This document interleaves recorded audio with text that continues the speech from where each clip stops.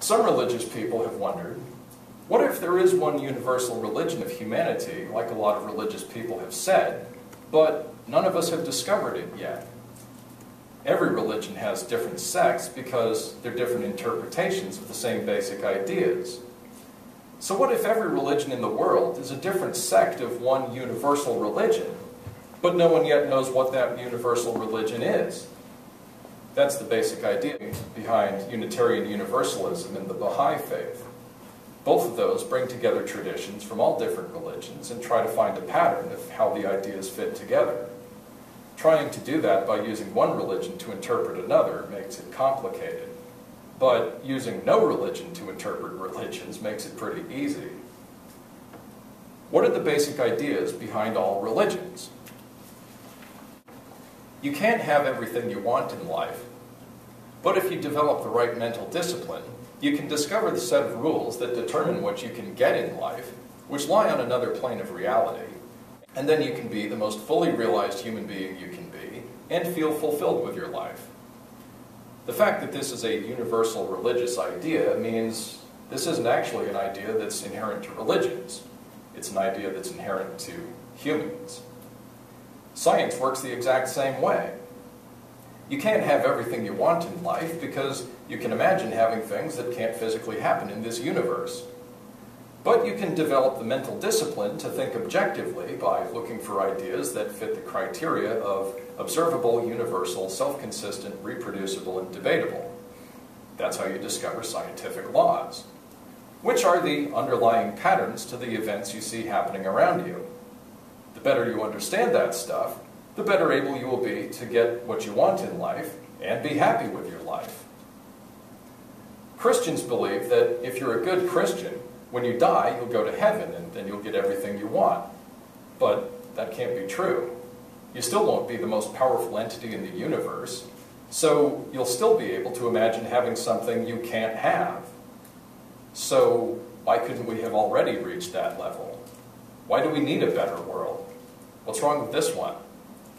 That problem with people dying isn't hard to solve. Everyone lives forever and the effects their actions have on the world. If you want people of 100 years from now to remember you as good or evil, you better make your choice now. Lots of people have thought of that idea. You don't need to go bodily into another plane of existence to connect yourself to universal truth. We have universal truth in this world. Gravity is a universal truth. So is mathematics and some other things like that. To connect to them, you need to reach a new mental plane of existence by learning about them.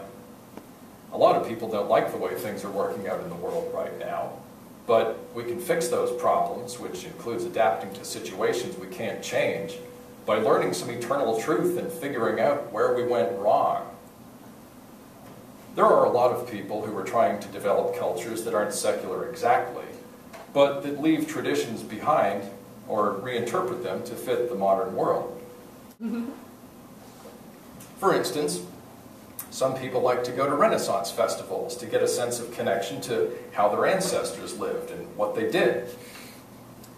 One way to get ideas about where your culture can go is to see where it came from. Ren fairs focus on the cultures of medieval Europe. But I saw people of all races there. Another way to learn about history is to learn what other people's ancestors did. There are usually a lot of pagans at Ren fairs. They play their drums and dance around a lot. Paganism has a good opportunity as a path to secular culture, which some people are taking advantage of. Since the Christians did so much to try to erase pagan culture from existence, people who are trying to resurrect it now are building upon a much more general ideas than Christians are using. Some people have been able to find some ancient traditions, and in other places people are developing new traditions based on basic ideas they found out about. So paganism is a lot less encumbered by tradition than Christianity. Personally, I got tired long ago of people acting like the fact that I'm white proves I'm not allowed to have any cultural identity that isn't based on Christianity. I'd say, I don't belong to your culture. I belong to my culture. And they'd say, but that culture is just a 60s counterculture thing. Your real culture is based on Christianity. Okay, let's think about this. Most of my ancestors were from the British Isles. Most of the rest were from elsewhere in Northern Europe. Christianity didn't originate in the British Isles. So, if the realness of culture increases the further back in time you go, then paganism is even more my culture than Christianity. And sure enough, my long-haired ancestors fought off the short-haired Romans so ferociously that the Romans built Hadrian's Wall across the breadth of Scotland to keep my barbarian ancestors out of their civilized empire. A religion is a philosophy that assumes the existence of supernatural forces. But I've never heard any atheist philosophers talk about the fact that people use the idea of supernatural to mean two different things. One is that there are forces at work in the universe that will always be beyond human understanding.